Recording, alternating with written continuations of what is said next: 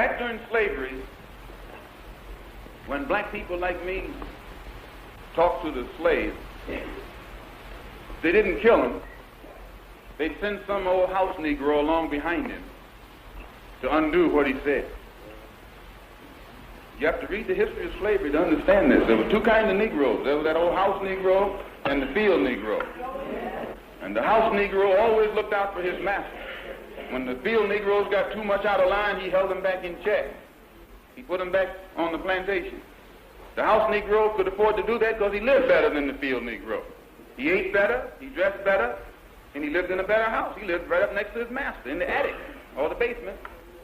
He ate the same food his master ate and wore his same clothes. And he could talk just like his master. Good diction. And he loved his master more than his master loved himself. That's why he didn't want his master hurt. If the master got sick, he'd say, "What's the matter, boss? We sick?" When the master's house caught a fire, he'd try and put the fire out. He didn't want his master's house burned. He never wanted his master's property threatened. And he was more defensive of it than the master was. That was the house Negro.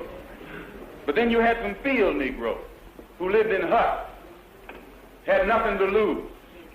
They wore the worst kind of clothes, they ate the worst food, and they caught hell. They felt the sting of the lash.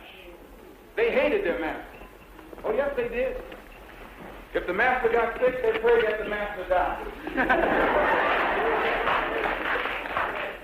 If the master's house caught a fire, they prayed for a strong wind to come along. This was the difference between the two. And today you still have house Negroes and field Negroes. Yeah.